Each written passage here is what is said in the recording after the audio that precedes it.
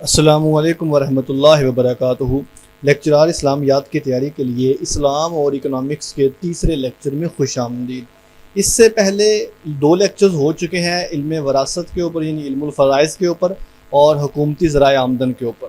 اگر ابھی تک آپ نے وہ لیکچرز نہیں دیکھے تو ان کا ڈسکرپشن میں لنک موجود ہے، آپ وہ ویڈیو دیکھ سکتے ہیں۔ آج کے لیکچر میں ہم بیو یعنی بے کی اقسام پڑھیں گے۔ بے کہتے ہیں بزنس کو، عربی میں ٹریڈ کو، بزنس کو، کام کو، کاروبار کو جو کہا جاتا ہے وہ بے کہا جاتا ہے، بے یا عین، اور اس کی جو جمع آتی ہے وہ بیو آتی ہے، یعنی کہ کس قسم کی ٹریڈ ہو سکتی ہے، کتنی قسم کے بزنس پارٹنر پروگرامز ہیں، بزنس کے آئیڈیاز کتنے ہیں، بزنس کے ماڈل کتنے ہیں، کون سے جائز ہیں اور کون سے ناجائز ہیں۔ یہ ساری آؤٹ لائن تقریباً آپ کے سامنے میں نے لکھ دی ہیں، آج ان کو ون بائی ون کر کے پڑھ لیتے ہیں۔ سب سے پہلے نمبر پر ہے مشارکت۔ اس کو شراکت داری بھی کہا جاتا ہے، اور انگریزی میں اس میں پارٹنرشپ یا پارٹنر پروگرام بھی کہا جاتا ہے۔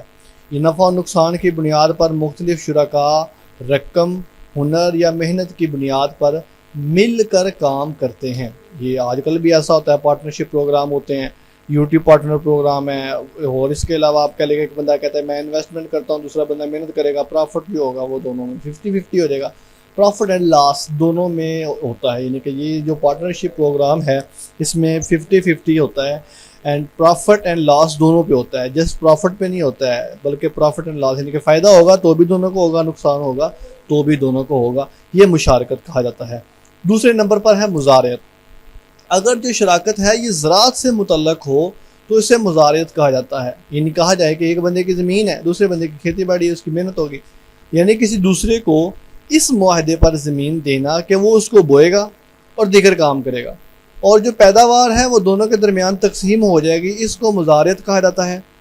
اس کو مخابرہ بھی کہا جاتا ہے اور اس کو محاکلہ بھی کہا جاتا ہے۔ یہ مزارعت کے ہی دو نام ہیں، محاکلہ اور مخابرہ، یعنی کہ زمین کسی کو اس لیے حوالے کرنا کہ وہ اس کو چلائے گا، ہل چلائے گا، کھیتی باڑی کرے گا، اور جو پرافٹ ہوگا وہ اس میں، اچھا پرافٹ کا نا 50-50 بھی ہو سکتا ہے، 70-30، 20-80 بھی ہو سکتا ہے، کوئی بھی ریشو فائنل کی جا سکتی ہے ان دونوں لوگوں کے درمیان، جس کی زمین ہے جو محنت کرے گا، وہ کوئی 50-50 بھی ہو سکتا ہے، 70-30 بھی ہو سکتا ہے، وہ کوئی اور چیز بھی ایگریمنٹ ہو سکتا ہے، جو بھی ایگریمنٹ ہو جائے جو عین شریعت کے مطابق ہو وہ جائز ہے، بشرط یہ کہ دونوں اس پر رضامند ہوں۔ دوسرے نمبر پہ مزارعت۔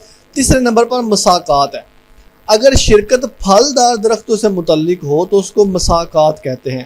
مساقات جو لفظ ہے یہ ساقی سے لفظ نکلا ہے، سقا یا سقی کا معنی ہوتا ہے پانی پلانا، سقا یا سقی سے ہی مساقات ہے، یعنی باغ یا درخت کسی کو اس لیے دینا کہ وہ ان کی حفاظت کرے، اور جو پھل ہوگا اس میں دونوں حصہ دار ہوں گے، اس کو مساقات کہا جاتا ہے۔ اس کا ایک دوسرا نام بھی آتا ہے معاملہ، اس کا دوسرا نام معاملہ بھی آتا ہے، یعنی کہ ایک باغ ہے، اوپر تھا مزارعت کھیتی باڑی میں، کھیتی میں اور باغ میں تھوڑا فرق ہوتا ہے۔ کھیتی اس کی ظاہر بات ہے، اس کو بیج ڈالنا پڑتا ہے، اس کو ہل چلانا پڑتا ہے، پانی دینا پڑتا ہے، اور اس کے بعد پھر اس کی پیداوار ہوتی ہے۔ پھلوں میں بھی ساری چیزیں یہی ہوتی ہیں، لیکن پھل میں تھوڑا ٹائم زیادہ بھی بعض دفعہ لگ جاتا ہے، اور بعض دفعہ پھل میں ٹائم کم لگتا ہے، اور اس میں باغ میں یہ ہے کہ اس میں پھر آندھی طوفان کا بھی خطرہ ہے، مساقات میں بھی اور مزارعت میں بھی آندھی طوفان کا خطرہ ہے۔ مزارعت میں بھی پانی اس کو دینا ہوتا ہے، اور مساقات میں بھی اس کو پانی دینا ہوتا ہے، تو یہ دونوں چیزیں تقریباً سیم ہے، لیکن نام ان کے علیحدہ علیحدہ ہے۔ پانی پلانا مزارعت میں کم ہوتا ہے، مساقات میں زیادہ ہوتا ہے۔ اوکے جی، تو یہ اگر باغ کسی کو یا درخت کسی کو اس حوالے دینا کہ وہ حفاظت کرے گا، اور اس پہ جو پھل ہوگا وہ اس میں دونوں میں آدھا آدھا ہوگا، تو اس کو مساقات کہا جاتا ہے۔ اس کے بعد ایک مزاربت ہے جی۔ مزاربت کہتے ہیں کہ سرمایہ دار اپنا سرمایہ کسی کو فراہم کرے کہ وہ اس سے تجارت کرے، نفع پہلے سے طے کردہ تناسب کے لحاظ سے تقسیم کیا جاتا ہے، نقصان سرمایہ کار کو اپنے سرمایہ کے تناسب سے برداشت کرنا ہوتا ہے، جیسا کہ نبی صلی اللہ علیہ وآلہ وسلم حضرت خدیجہ کا مال تجارت مزاربت ہی کے اصول پر لے کر جاتے تھے۔ یہ بھی ایک بزنس ٹریڈ کا اصول ہے۔ ایک اوپر والا جو تھا مشارکت، اس میں یہ تھا کہ پارٹنرشپ، ایک بندہ انویسٹمنٹ کرے گا، دوسرا بندہ اس کے ساتھ محنت کرے گا۔ مزاربت یہ ہوتی ہے کہ انسان اپنا پیسہ جو ہے کسی کے حوالے کر دیتا ہے تاکہ وہ ٹریڈ کرے، لیکن اس ٹریڈ میں اس کو پروفٹ شو کیا جاتا ہے، یعنی کہ ایسا نہیں ہے کہ سارا پروفٹ ہی اس کا ہوتا ہے، اور 50-50 کر لیا جاتا ہے، بلکہ جس بندے کو بھیجا جاتا ہے اس کے ساتھ یہ طے کیا جاتا ہے کہ فرض کر لیں 100 روپیہ ہے میں آپ کو دے رہا ہوں، اگر آپ کا پروفٹ آیا، جتنے بھی پروفٹ آپ لے کر آئیں، اس پروفٹ میں سے 5% آپ کا، اس پروفٹ میں سے 2% آپ کا، اس پروفٹ میں سے 30% آپ کا، اس پروفٹ میں سے 50% آپ کا۔ تو یہ جو بھی ریشو طے کی جاتی ہے اس کو یہ مزاربت کہا جاتا ہے، اور نبی صلی اللہ علیہ وسلم نے مزاربت ہی کے اصول پر حضرت خدیجہ سے بیع کی تھی، یعنی کہ بزنس کیا تھا۔ یہ MC کو تو آیا ہوا ہے ایک دفعہ۔ اس کے بعد بیع مرابحہ ہے۔ مرابحہ اس بیع کو کہتے ہیں کہ جس میں اپنی قیمت خرید پر نفع لے کر فروخت کیا جائے، مثلا ایک چیز 10 روپے میں لے اور 15 روپے میں فروخت کر دے، اب یہ ہے بیع مرابحہ۔ اچھا ایک چیز یاد رکھیے گا، ایک آپ کی پروڈکٹ ہے، اس کے اوپر پروفٹ کتنا لینا ہے اس کی کوئی بھی ریشو اسلام نے طے نہیں کی۔ مثال کے طور پہ میں ایک کاپی بناتا ہوں، ایک پینسل بناتا ہوں، اب پینسل میری وہ پروڈکٹ فائنل ہوتی ہے 5 روپے میں، اب میں اس کو 500 کی بیچوں، میں اس کو 5000 کی بیچوں، میں اس کو 5 لاکھ کی بیچوں، اس کے اوپر کوئی اسلام ممانعت نہیں لگاتا۔ لیکن ہاں جب صورتحال ایسی ہو، ذخیرہ اندوزی ہو، صورتحال ایسی ہو کہ شارٹیج ہو، مارکیٹ میں چیزوں کی قلت ہو، تو ایسی صورت میں زیادہ پروفٹ لینا یہ ناجائز سمجھا جاتا ہے۔ مثال کے طور پہ چینی کی شارٹیج ہے اور چینی میرے پاس موجود ہے، چینی میں نے 70 روپے کی خریدی ہوئی ہے، مجھے پتا ہے کہ لوگ مجبور ہیں، انہوں نے خریدنی ہے، تو میں 70 کے بجائے 170 کی بیچتا ہوں، 100 روپیہ پروفٹ لے رہا ہوں، تو یہ ناجائز آئے گا۔ ہاں اگر مارکیٹ میں بیٹھے ہوئے ہیں، مارکیٹ میں سارے لوگ موجود ہیں، مارکیٹ میں سب کے پاس چینی موجود ہے، تو میں پھر 70 کے بجائے 700 کی بھی بیچوں تو میں دیکھ سکتا ہوں۔ تو یہ اصل میں نا اسلامک اکنامکس میں اگر آپ ٹرم سمجھیں تو مارکیٹ جو کیپچر کرنا ہوتی ہے یہ بڑی خطرناک ہوتی ہے۔ مارکیٹ کیپچر کرنے کو اسلام نے منع کیا ہے۔ آپ دیکھ لیں ایک حدیث مبارکہ میں آتا ہے کہ کوئی بندہ بھی مارکیٹ سے باہر نکل کے دیہاتیوں کا سامان نہ خریدے ان سے، یعنی کہ اگر ایک دیہاتی دیہات سے سامان لے کر شہر میں سیل کرنے کے لیے آ رہا ہے تو لوگ کیا کرتے تھے، لوگ منڈی سے پہلے ہی اس سے راستے میں سامان خرید لیتے تھے اور پھر لا کر مہنگے داموں وہ منڈی میں بیچتے تھے۔ تو اسی لیے منڈی کو کیپچر کرنا جو ہے یہ بڑا خطرناک ہے۔ ذخیرہ اندوزی بھی یہی ہے کہ فرض کر لیں چینی ہے تو چینی صرف چند 1-2 لوگوں کے پاس رہ گئی ہے اور مارکیٹ میں شارٹیج ہو گئی ہے، اب وہ جن کے پاس ہے یعنی کہ وہ سٹاک پڑا ہوا ہے انہوں نے مارکیٹ کو کیپچر کر لیا اور مارکیٹ کو کیپچر کر کے انہوں نے اپنی مرضی کے ریٹ لے جائیں۔ اس لیے مارکیٹ کو اوپن رکھنا، مارکیٹ کو سب کے سامنے رکھنا یہ بڑا ضروری ہوتا ہے۔ اس لیے مارکیٹ جب مارکیٹ سب کے سامنے ہوگی تو پھر کمپٹیشن ہوگا، جب کمپٹیشن ہوگا تو پھر ریٹ جو ہے وہ منیمم ہوگا، جب ریٹ منیمم ہوگا تو اس کا فائدہ ڈائریکٹلی عوام کو ہوگا۔ اسی لیے دیکھتے ہیں آپ کہ اگر چینی کے فرض کریں شارٹیج نہیں ہے، چینی سب کے پاس موجود ہے، تو ایک بندہ 70 کی بیچ رہا ہے اور 2 روپے پروفٹ لے رہا ہے، تو ایک بندے کی کوشش ہوگی کہ وہ 69 کی بیچے اور 1 روپے پروفٹ لے تاکہ کسٹمر اس کے پاس زیادہ آئے۔ یہی فائدہ ہوتا ہے اوپن مارکیٹ کا۔ تو اوپن مارکیٹ کو زیادہ اوپن رکھنا ہی ضروری ہوتا ہے۔ تو بہرحال یہ بیع مرابحہ یہ ہے کہ اپنی قیمت خرید پر مناسب سا پروفٹ رکھ کے، پرسنٹیج رکھ کے اس کو آگے سیل کر دینا، جو کہ آج ہمارے ہاں چلتی ہے، اس کو بیع مرابحہ کہا جاتا ہے۔ ایک بیع السلم ہے۔ بیع السلم کہتے ہیں کہ نقد قیمت پیشگی دے کر فروخت کردہ چیز بعد میں لی جائے، اس کو بیع السلم کہا جاتا ہے۔ مثلا احمد کی فصل ابھی تیار نہیں ہوئی، علی کیا کرتا ہے 10 من گندم کی قیمت پیشگی ادا کر دے اور جب فصل تیار ہو جائے تو گندم وصول کر لے، یہ بیع السلم ہے۔ اچھا یہ بھی ذرا دیکھ لیتے ہیں، یہی بیع السلم ہے۔ بیع السلم میں اصل تو یہ ہے کہ خریدار اور تاجر دونوں مبیع و مسلم نقد ادا کر دیں اور کسی طرف سے بھی ادھار نہ ہو، یعنی کہ پیسے فوراً ادا کر دیں، مگر انسانی ضروریات کے پیش نظر شریعت نے اس کی گنجائش بھی رکھی ہے کہ کسی طرف سے ادھار کا معاملہ بھی ہو، چنانچہ اگر ثمن نقد ہو اور مبیع کی بعد میں حوالگی کا وعدہ ہو تو بیع السلم ہے، یعنی کہ سمن کہتے ہیں رقم کو۔ سمن اگر یعنی کہ پیسے آپ نے نقد دے دیے ہیں اور جو چیز آپ نے خریدنی ہے وہ بعد میں آپ کے حوالے ہوگی تو اگر یہ اس کو بیع السلم کہتے ہیں۔ لیکن اگر مبیع نقد ہو یعنی کہ چیز تو اسی وقت مل جاتی ہے اور سمن یعنی کہ رقم جو ہے وہ بعد میں ہو، ادھار ہو، تو یہ بیع مؤجل یا بیع الی الاجل کہا جاتا ہے۔ یعنی کہ آپ دیکھیں اس کو ادھار کی بیع کہتے ہیں۔ مثال کے طور پر 2 آپشن ہیں، ایک آپشن ہے کہ میں پیسے ایڈوانس دیتا ہوں، چیز بعد میں خرید لیتا ہوں، یہ ہے بیع السلم۔ دوسرا ہے کہ میں چیز پہلے لے لیتا ہوں، پیسے بعد میں دیتا ہوں، میں دکان پہ جاتا ہوں، میں کہتا ہوں کہ یار 2 کلو چینی دے دو، پیسے نہیں ہے، پیسے میں آپ کو بعد میں دے دوں گا، تو یہ میں نے سمن جو ہے یہ بعد میں رکھا ہے، مبیع جو ہے یہ میں نے نقد لے لیا ہے، پیسے چیز میں نے نقد لے لی ہے، پیسے میں نے بعد میں دی ہے، اس کو بیع مؤجل یا بیع الی الاجل کہا جاتا ہے۔ اور دوسرے اوپر تھی بیع السلم جس میں رقم میں نے پہلے ادا کر دی ہے, چیز میں نے بعد میں دی ہے. اچھا اس میں نا ایک چھوٹا سا سوال آپ کے لیے ہے, یہ آپ نے جواب سوچنا ہے اور آپ نے کمنٹ سیکشن میں بتانا ہے, پھر میں آپ کو کمنٹ سیکشن کا جواب بھی اس میں دوں گا. کہ فرض کر لیں ایک بندہ برائلر شاپ پہ جاتا ہے اور اس کو جا کے کہتے ہیں کہ ہماری فلاں تاریخ کو فرض کر لیں 30 تاریخ کو شادی ہے, تو 30 تاریخ کو شادی جو ہے ہم نے برائلر خریدنا ہے. اب آپ کو پتا ہے برائلر کا جو ریٹ ہے, مرغی کا جو ریٹ ہے, یہ بڑا فلکچویٹ ہوتا رہتا ہے, بڑا آگے پیچھے ہوتا رہتا ہے, آج 200 300 400 500 کا فرق پڑتا رہتا ہے. تو ایک بندہ فرض کر لے آج مرغی کا ریٹ ہے 300 روپیہ, اور اس کو پتا ہے کہ اگلے آنے والے اب مہینے بعد مرغی کا ریٹ بڑھنا ہے, تو وہ کیا کرتا ہے, وہ ابھی ایڈوانس دے دیتا ہے. تو مجھے بتائیے کہ کیا وہ کس ریٹ پہ لے گا؟ کیا آج کا ریٹ جس ریٹ کو اس نے فائنل کیا وہ 300 روپے پہ لے گا, یا اگر دکاندار کہتا ہے نہیں جی اگلے مہینے بعد مرغی کا ریٹ بڑھ جانا ہے, پاسبل ہے بڑھ بھی سکتا ہے, پاسبل کم بھی ہو سکتا ہے, تو وہ جو ہے موجودہ ریٹ سے 100 روپیہ زیادہ پر کلو کے ریٹ لگا کے لیتا ہے, 400 روپے فرض کر لیتا ہے.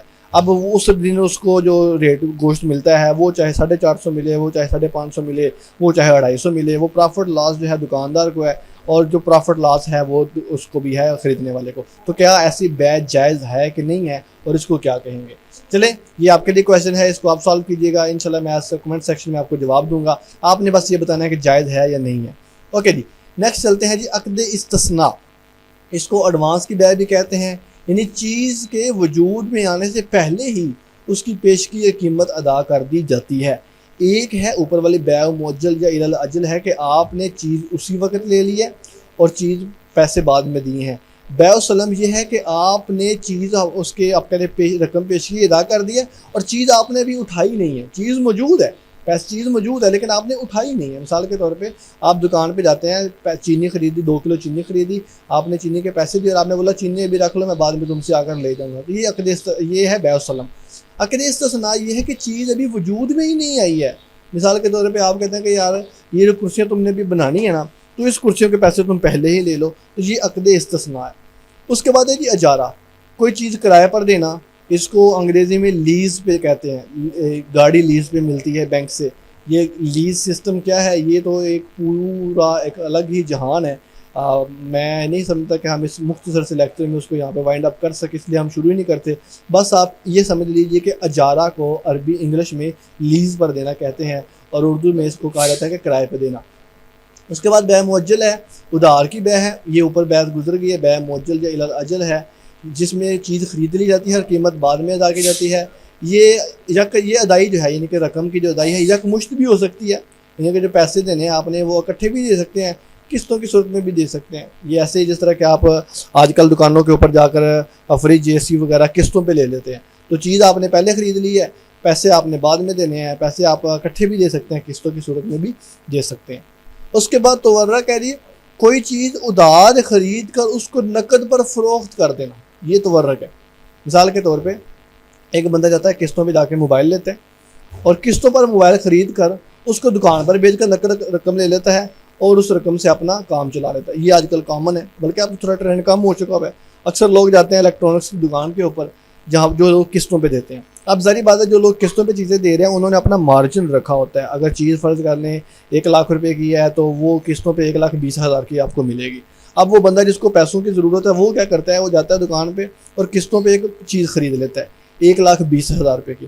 اب وہ 1,20,000 کی چیز کو تھوڑے سارے نقصان کے ساتھ کہہ لیں آگے جا کر دکان پہ سیل کر لیتا تاکہ وہ پیسے جو اس کو ضرورت ہے اس سے اپنا کام چلا لے. تو یہ اس کو عربی میں تورق کہا جاتا ہے. اس کے بعد ایک اور چیز ہے جی بالوفا. یہ دیکھیں جی کیا ہے کہ ایسی بیع جس میں یہ شرط رکھی جائے کہ اگر چیز بیچنے والا رقم واپس کر دے تو خریدنے والا خریدی ہوئی چیز بھی واپس کر دے گا. مثال کے طور پہ ایک شخص ہے بینک سے 10 لاکھ قرضہ لے اور اپنا مکان جو ہے بیع الوفا کے تحت بینک کو فروخت کر دے اور 5 سال بعد بینک کو 10 لاکھ واپس کرے اور اپنا مکان واپس لے لے. اس دوران مکان بینک کے زیر استعمال رہے گا. یہ آسانی ہے, اس طرح سمجھ لے کہ ایک چیز خریدی ہے اور خریدتے وقت ہی شرط رکھی گئی ہے کہ جو بیچنے والا ہے وہ رقم واپس کر دے تو خریدنے والا خریدی ہوئی چیز بھی کیا کر دے گا, واپس کر دے گا. مثال کے طور پہ فرض کر لیجئے ایک یہ ایگزامپل آپ کے سامنے مکان کی لکھی ہوئی ہے. ایک دوسری ایگزامپل آپ نے آسان سی زندگی میں لے لیں کہ ایک آپ نے دکان سے ایک موبائل خریدا. اب موبائل خریدنے کے بعد آپ نے اس کو موبائل کو رقم اس کی موبائل کی رقم جو ہے اس کو بندے کو واپس کر دی، اور ساتھ میں دکاندار نے یہ کہا کہ اگر تم نے واپس کرنا ہو تو واپس کر دینا، رقم اپنی آ کے واپس لے دینا، جتنی دیر تک تم یہ استعمال کرو گے تم جو ہے تم موبائل استعمال کر لینا، میں اس کے بدلے میں تمہاری رقم استعمال کر لوں گا۔ تو یہ جائز ہے، یعنی کہ اب ظاہری بات ہے اب 6 مہینے تک اس نے موبائل یوز کیا، موبائل کی ویلیو بھی جو ہے وہ کم ہو جائے گی، پیسہ جو ہے وہ پیسہ اس نے استعمال کر لیا، موبائل اس نے استعمال کر لیا، پیسہ اس نے استعمال کر لیا، حساب دونوں میں برابر ہو جائے گا، جس کو بالوفا کہتے ہیں۔ ایک اور چیز ہے قبالہ۔ قبالہ یعنی ٹھیکے داری، ایک معاشی اصطلاح ہے چیز ٹھیکے پہ دینا، یعنی حکومت کسی علاقے کے با اثر شخص یا رئیس سے اس علاقے کی ممکنہ پیداوار کا تخمینہ لگا کر اس کے عوض اس شخص سے رقم جو ہے وہ یکمشت وصول کر لیتی ہے۔ یعنی کہ حکومت کہتے ہیں کہ فلاں علاقے میں 10 لاکھ ایسٹیمیٹڈ اس میں ریونیو ہو جاتی ہے، 10 لاکھ تم مجھے اکٹھا دے دو، اس کے بعد وہ متمول شخص جو ہے اس علاقے کے لوگوں سے وہ رقم جو ہے لگان وصول کر کے حاصل کر لیتا ہے۔ اس عمل سے اس بااثر شخص کو اس علاقے میں ایک نیم خود مختاری حاصل ہو جاتی ہے۔ یعنی کہ اب فرض کر لیں ایک علاقے کا ایک سردار ہے، تو کہا جاتا ہے کہ اس سردار کی جو زمین ہے اس زمین سے ایوریج ہے تو 10 لاکھ روپے ریونیو جنریٹ ہو سکتا ہے، تو سردار کو یہ کہا جاتا ہے کہ تم 10 لاکھ جو ریونیو ہے وہ اکٹھا یکمشت حکومت کو دے دو، باقی تم کو اختیار ہے تم اپنے لوگوں سے وہ ریونیو جنریٹ کر سکتے ہو۔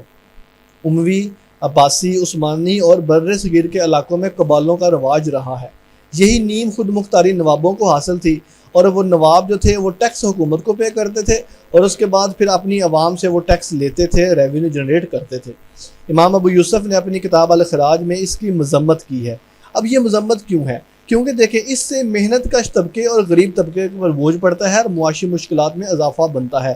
اب فرض کر لیں اس نے 10 لاکھ تو اکٹھا دے دیا گورنمنٹ کو، اب ظاہری بات ہے وہ 10 لاکھ اس نے اپنی عوام سے جنریٹ کرنا ہے، اس کے لیے اس کو پھر پرافٹ بھی چاہیے ڈیفینیٹلی۔ جب وہ اس نے یکمشت اکٹھا کیا ہے، سال بعد پیسے کا ویلیو، پیسے کا ریٹ جو ہے پاسبل ہے گروتھ نیچے بھی آ سکتی ہے اوپر بھی جا سکتی ہے، اس لیے وہ پھر عوام پر ٹیکس لگائے گا اور اس کی کوشش ہوگی کہ وہ 10 کی بجائے 20 لے۔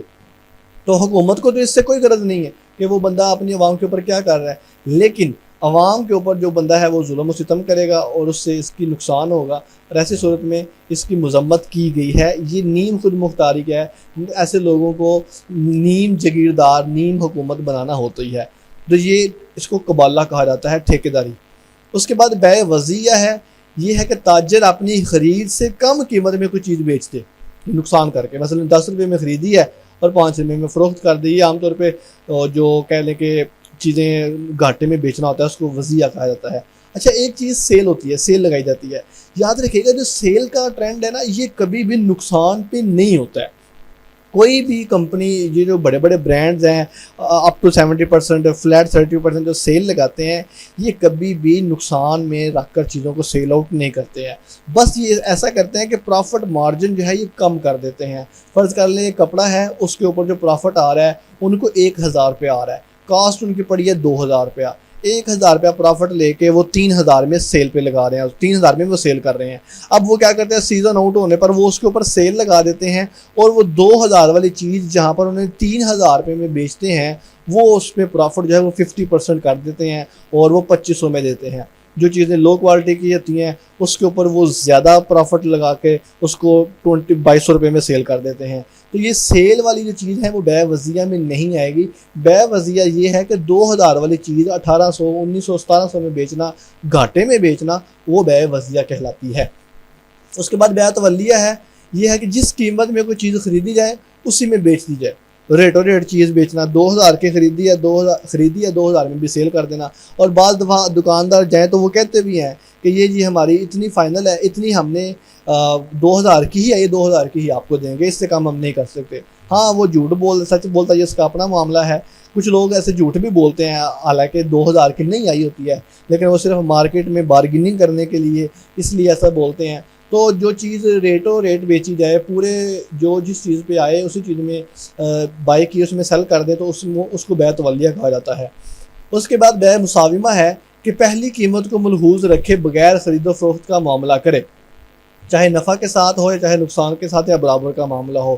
اس طرح بیع مساومہ میں پہلی قیمت کا کوئی ذکر ہی نہ ہوگا اور بقیہ تینوں صورتوں میں معاملے کے وقت پہلی قیمتوں کو حوالے دیا جائے گا، اور پہلی قیمت پر اس قدر نفع نقصان کے ساتھ یا بیع کے ساتھ قیمت فروخت کرنا ہے۔ یہ آپ اس کو ایسے سمجھیے، اور ایک طریقے ذرا بے مبایا کی 4 اقسام ہے، اس کو ذرا کلوز کر لیں، یہ ذرا بند کر دیں۔ مساومہ یہ ہے کہ پہلی قیمت کو ملحوظ رکھے بغیر خرید و فروخت کا معاملہ کرنا، یعنی کہ فرض کر لیں یہ چیز آئی ہے 2000 روپے کی، اب 2000 کی آئی ہے، یہ نہیں آگے دیکھنا کہ 2000 میں سے پروفٹ کتنا لینا ہے، لاس میں بیچنی ہے، اس کو جس مرضی کے ساتھ، نفع کے ساتھ بیچ دے، نقصان کے ساتھ بیچ دے یا برابر کے ساتھ بیچ دے، یہ تینوں صورتوں میں جائز ہے۔ یعنی کہ اگر نفع کے ساتھ بیچے گا تو 2000 کی چیز 2200 کی بھی بیچ سکتا ہے، 2500 کی بھی بیچ سکتا ہے، نقصان میں بیچے گا تو پاسبل ہے وہ 1800 کی بیچے گا، 1700 کی بیچے، یا برابر کا معاملہ کرے 2000 کی 2000 میں ہی بیچے۔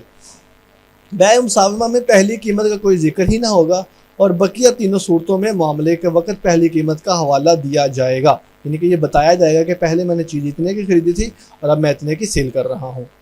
اس کے بعد بیع مقایضہ ہے کہ خریدار اور تاجر ہر دو کی طرف سے قیمت اور مبیع کے طور پر سامان ہی ہو، سونا چاندی یا رقم نہ ہو۔ مثلا گیہوں کے بدلے چاول، یہ آج کل بھی بیع ہوتی ہے، بلکہ اب تو یہ کام ہو چکا ہے، جب سے کرنسی نوٹ آئے ہیں تب سے یہ بیع مقایضہ ختم ہو چکی ہوئی ہے۔ یعنی کہ ایک بندہ گیہوں دے کے چاول خرید لے اور چاول دے کے گندم خرید لے، یا اس کے علاوہ گوشت دے کر اس سے مٹن یا بیف خرید لے، یا پھر اس کو گندم دے کر اس سے کھجوریں خرید لے۔ مقایضہ میں اصول یہ ہے کہ عربی زبان میں جس لفظ پر با داخل ہوگی وہ سمن سمجھی جائے گی۔ مثلا بیت القلم بالصوب، میں نے قلم بیچا صوب کے بدلے میں، کپڑے کے بدلے میں، اور یہاں بے چونکہ صوب پر داخل ہے اس لیے صوب جو ہے یہ سمن قرار پائے گا۔ تو یہ عربی زبان میں کیریکٹر میں بے تو میں نے بیچا، میں نے خریدا وغیرہ وغیرہ، تو یہ بیع مقایضہ ہے کہ جس میں دونوں طرف سے قیمت اور مبیع کے طور پر سامان ہی ہو۔ یعنی کہ آج کل ایسا ہوتا ہے کہ پیسے دے کر چاول خریدے جاتے ہیں، پیسے دے کر کھجور خریدی جاتی ہے، لیکن پرانے وقتوں میں ایسا ہوتا تھا کہ ایک بندے کے پاس فرض کرے چاول ہیں اور اس کو کھجوروں کی ضرورت ہے تو وہ ایک بندے کو چاول دے کر اس سے کھجوریں خرید لیتا ہے، یہ بیع مقایضہ ہے۔ اس کے بعد بیع صرف ہے کہ سمن کی بیع سمن کے بدلے ہو، مثلا چاندی کے بدلے چاندی، سونے کے بدلے سونا، روپے کا نوٹ کے بدلے نوٹ، سکے کے بدلے سکہ۔ بیع صرف میں ضروری ہے کہ طرفین کی جانب سے سمن اور بیع کی حوالگی مجلس میں ہی ہو اور کسی کی طرف سے ادھار نہ ہو۔ اچھا، اس میں آپ کہہ لیں کہ بیع صرف میں یہ ہے کہ چیزوں کی برابری میں ہی ہو۔ اسی طرح آپ آج کل دیکھتے ہیں کہ جو کرنسی نوٹ ہوتے ہیں، اب فرض کر لیں 1000 روپے کے کرنسی نوٹ ہے، تو وہ اگر آپ 1300 میں خریدیں گے تو یہ جائز نہیں ہے۔ وہ جائز کیوں نہیں ہے؟ کہ بیع صرف میں یہ ضروری ہے کہ جو چیزوں کا آپس میں تبادلہ کیا جا رہا ہے، جب ان کی آپس میں ویلیو سیم ہے تو پھر ان کی ریٹ بھی سیم ہی ہونا چاہیے۔ اب فرض کر لیں وہ 1000 کے کرنسی نوٹ ہیں تو وہ 1100 یا 1200 صرف اس لیے اس سے اوپر اضافی لے رہے ہیں کہ وہ نئے ہیں، حالانکہ ویلیو ان کی اتنی ہے۔ تو یہ جو اوپر 100 150 200 300 دینا ہے یہ جائز نہیں ہے، تو یہ بیع صرف کہلاتی ہے۔ تو بیع صرف میں کیا ہوتا ہے کہ سمن کی بیع سمن کے بدلے میں ہی ہوتی ہے، چیزوں کا ہی آپس میں تبادلہ ہوتا ہے۔ لاسٹ میں بیع مطلق پڑھ کے پھر ہم بیع اہم نکات کی طرف آتے ہیں کہ سامان کی بیع سمن کے بدلے ہو، جیسا کہ عام طور پر ہوتا ہے کتاب روپیوں کے بدلے میں، یعنی کہ آپ کوئی بھی چیز آج کل خریدتا ہے، جا کے بازار سے کھجوریں خریدنی ہے تو آپ نے پیسے دیے اور کھجوریں خرید لی۔ تو یہاں پر جو بھی چیز ہے، یعنی کہ کتاب مبیع ہے، یعنی کہ جو چیز آپ نے خریدی ہے، اور روپیہ سمن ہے، جو چیز آپ نے سیل آؤٹ کی ہے، جو چیز آپ نے حوالے کی ہے۔ تو آج کل کی جو بیع ہے وہ بیع مطلق کہلاتی ہے، آپ بازار میں جاتے ہیں، پیسے دیتے ہیں، چیز خریدتے ہیں۔ لاسٹ پہ آتے ہیں جی آج کے لیکچر کے اہم نکات کی طرف۔ بیع کے 2 ارکان ہیں، ایجاب و قبول۔ بیع میں یہ 2 چیزوں کا ہونا ضروری ہے، ایجاب یعنی اجازت ہونا ضروری ہے اور قبول ہونا ضروری ہے۔ بیع کی 4 شرطیں ہیں اور شرائط انعقاد، شرائط نفاذ، شرائط صحت اور شرائط لزوم۔ حکم کے اعتبار سے بیع کی 2 قسمیں ہیں، کچھ بیع جائز ہیں اور کچھ ناجائز ہیں۔ بیع جائز کی 3 صورتیں ہیں، نافذ لازم، نافذ غیر لازم اور موقوف، یعنی کہ جو جائز ہے یا تو اسی وقت نافذ ہو جائے گی اور یا پھر اسی وقت نافذ نہیں ہوگی یا پھر موقوف ہو جائے گی، یعنی ختم ہو جائے گی۔ اسی طرح ناجائز بیع کی 3 صورتیں ہیں، یا تو فاسد ہوگی بیع، یا باطل ہوگی، یا مکروہ ہوگی۔ یہ کیا چیزیں ہیں، یہ انشاءاللہ ہم اپنے تفصیلی لیکچر میں ایک دفعہ جب دوبارہ ہم اس کو ایک دفعہ ریوائز کریں گے، ایک الگ لیکچر میں جب ہم انٹرویو کی تیاری کریں گے تو تب ہم انشاءاللہ آپ کو یہ بتائیں گے۔ طبقات ابن سعد کے مطابق سب سے پہلے بیت المال حضرت ابوبکر نے قائم کیا اور ابو عبیدہ بن جراح کو اس کا محتمم مقرر کیا۔ حضرت عمر فاروق نے مدینہ میں بیت المال کی الگ عمارت تعمیر کروائی اور عبداللہ بن ارقم کو اس کا نگران مقرر کیا۔ اچھا، یہ 2 الگ الگ چیزیں ہیں۔ بیت المال کا ادارہ اللہ کے نبی کے دور میں موجود نہیں تھا، حضرت ابوبکر صدیق کے 2.5 سال کے دور میں بھی بیت المال کی باقاعدہ کوئی الگ بلڈنگ نہیں تھی، بیت المال کا ڈپارٹمنٹ تھا، بیت المال جو آتا تھا سامان اس کی نگرانی حضرت ابو عبیدہ بن جراح کے ذمے ہوتی تھی، لیکن بلڈنگ نہیں تھی، سب کچھ مسجد نبوی میں ہی ہوتا تھا۔ حضرت عمر فاروق کے دور میں جا کر بیت المال کی باقاعدہ الگ عمارت کی ضرورت محسوس کی گئی، اور وہ حضرت عمر فاروق نے مدینہ میں تعمیر کروایا اور عبداللہ بن ارقم کو اس کا نگران مقرر کیا۔ زکوٰۃ کے جانور 2 قسم کے ہوتے ہیں، سائمہ اور علوفہ۔ سائمہ وہ جانور ہوتے ہیں جو خود چرتے ہیں، اور علوفہ ایسے جانوروں کو کہتے ہیں جن کے چارے کا بندوبست کرنا پڑتا ہے۔ آج کل آپ دیکھتے ہیں جو ہماری قربانی ہوتی ہے، اس کے جانور جو ہوتے ہیں وہ علوفہ ہوتے ہیں، یعنی کہ ان کو چارہ دینا پڑتا ہے۔ کچھ سائبہ ہوتے ہیں، یعنی کہ سائمہ ہوتے ہیں کہ آپ ان کو جسٹ چھوڑ دیتے ہیں، وہ خود چر کے واپس آ جاتے ہیں۔ اوکے جی، یہ سارے اب جو ایم سی کیوز آپ کو اہم نکات میں بتائے جا رہے ہیں، یہ سارے وہ ایم سی کیوز ہیں جو اکثر پیپر میں آئے ہیں، اور یہ بہت زیادہ امپورٹنٹ ہے۔ نیکسٹ ہے جی، جنگی حالات میں ضرورت کے پیش نظر جو ٹیکس لگایا جاتا ہے اس کو نوائب کہتے ہیں، اور ملک میں ایمرجنسی پیدا ہو جائے تو مسلم اور غیر مسلم دونوں پر جو ٹیکس لگایا جائے اسے نوازل کہتے ہیں۔ یہ ہے جنگی حالات کی صورت میں، یعنی کہ ایمرجنسی لگ گئی ہے، اور یہ ہے کہ ملک میں کوئی بھی ایمرجنسی لگ جاتی ہے، وہ فلڈ ایمرجنسی ہو سکتی ہے، وہ ایجوکیشن ایمرجنسی ہو سکتی ہے، وہ وار ایمرجنسی ہو سکتی ہے۔ تو یہ جو جنگی حالات جسٹ جنگ کی صورت میں ہو وہ نوائب ہیں، اور جو جسٹ ایمرجنسی کی صورت میں ہو وہ مسلم اور غیر مسلم دونوں پر لگائے جاتے ہیں، وہ نوازل ہیں۔ حکومت کی طرف سے کسی کو جگیر دینا اقطاع یا قطاع کہلاتا ہے۔ ہر وہ چیز جو کسی فرد یا جماعت میں اپنے مفاد کے لیے محفوظ کر لے اور اس میں دوسروں کی دخل اندازی ممنوع ہو، اس کو حمی کہا جاتا ہے۔ لقطہ اس مال کو کہتے ہیں جو پڑا ہوا مل جائے اور اس کا مالک نہ ملے، یعنی کہ گری پڑی ہوئی چیز مل جانا، اور یہ والا MCQ بھی آیا ہے، لقطہ کسے کہتے ہیں؟ گرے ہوئے مال کو۔ ٹیکس اکٹھا کرنے والے کو عربی میں صاحب المکس کہا جاتا ہے۔ اہل تشیع کے نزدیک کاغذ کے کرنسی نوٹوں پر زکوٰۃ نہیں ہوتی۔ یہ کیوں نہیں ہوتی؟ یہ ایک الگ ٹاپک ہے۔ وہ زمین جو بنجر اور غیر آباد ہو اور کسی کی ملکیت نہ ہو، اس کو اراضی اموات کہا جاتا ہے۔ نبی صلی اللہ علیہ وسلم نے حجۃ الوداع کے موقع پر سب سے پہلے اپنے چچا عباس بن عبد المطلب کا سود ختم کیا تھا۔